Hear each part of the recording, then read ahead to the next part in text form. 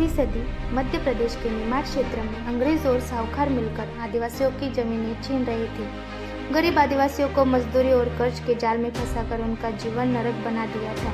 इसी बीच 1842 में खंडवा जिले के बरदा गांव में भील समुदाय के एक साधारण परिवार में टंट्या का जन्म हुआ। उनके माता पिता किसान थे, लेकिन अकाल और भूखमरी ने उनकी खुशहाल जिंदगी छीन ली।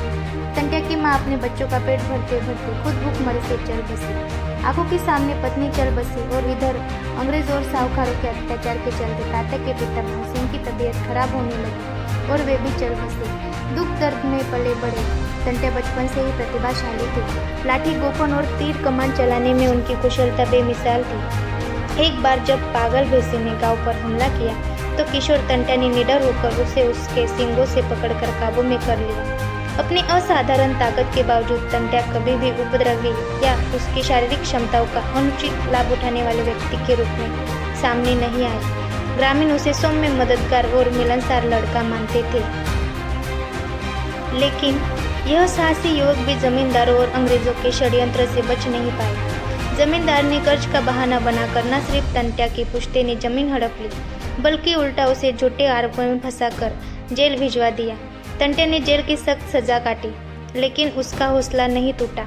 1 साल बाद जब वह गांव लौटा तो उसने मजदूरी करके अपनी जिंदगी फिर से शुरू करने की कोशिश की, लेकिन प्रस्तापित गांव वालों ने उन पर नए नए इल्जाम लगाकर गांव से बाहर कर दिया और एक बार फिर जमींदार ने उन्हें झूठे आरोपों में फंसाकर जेल भिजवा दी। जेल से छूटने के बाद टंट्या ने सोचा कि शायद किसी नई जगह पर चला जाए जहां वो शांति से जी सके।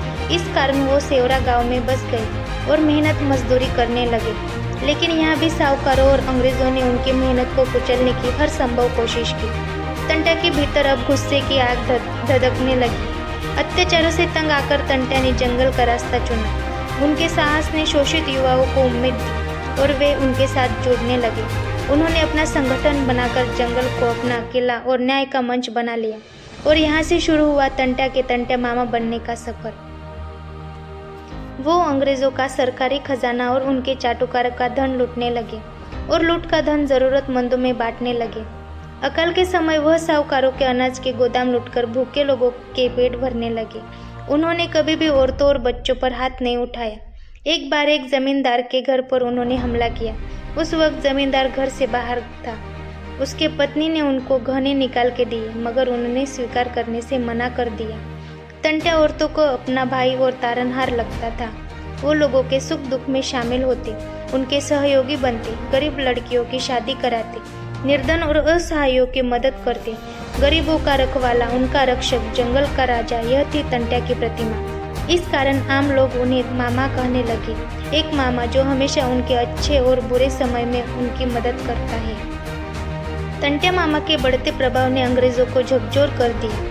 वह एक चिड़िया की तरह हमला करते और पल भर में गायब हो जाते। उनकी गति और चालाकी ने अंग्रेजों को बार बार मात दी। उन्हें पकड़ने के लिए अंग्रेजों ने टंट्या पुलिस नामक विशेष बल का गठन किया। उन पर 10,500 रुपये और 2,500 एकड़ जमीन का इनाम रखा गया। गांव-गांव में पुलिस चौकियां बनाई, साहूकारों को मुफ्त हथियार बांटे। फिर भी टंट्या ने 20 साल तक अंग्रेजों को चकमा देते हुए अपना युद्ध जारी रखा। लेकिन जिस अपनेपन ने उन्हें टंट्या से टंट्या मामा बनाया, उसी ने उन्हें धोखा दिया। रक्षाबंधन के दिन टंट्या अपने औपचारिक बहन से मिलने आए थे, लेकिन इनाम के लालच में उनकी बहन के पति गणपत ने विश्वासघात कर उनको गिरफ्तार करवा दिया। वह इस कदर लोकप्रिय थे कि जब उन्हें गिरफ्तार कर अदालत में पेश करने के लिए जबलपुर ले जाया गया तो उनकी एक झलक पाने के लिए जगह जगह जनसैलाब उमड़ पड़ा। 4 दिसंबर 1879 को उन्हें फांसी दे दी गई और उनका शव खंडवा रेल मार्ग पर बने पातालपानी स्टेशन के पास ले जाकर डाल दिया गया और वो हमेशा के लिए लोगों के दिलों में अमर हो गए। टंट्या का जीवन मानवता का संदेश देने वाला था। उनमें नेतृत्व के सारे गुण थे। वे निस्वार्थी थे। अपने लिए उन्होंने कुछ भी बचाकर नहीं रखा। ये सारी बातें ब्रिटिश अधिकारियों के दस्तावेज में लिखकर रखी हुई। दुर्भाग्य से इतिहास में टंट्या का नाम का उल्लेख एक डाकू के तौर पर किया गया।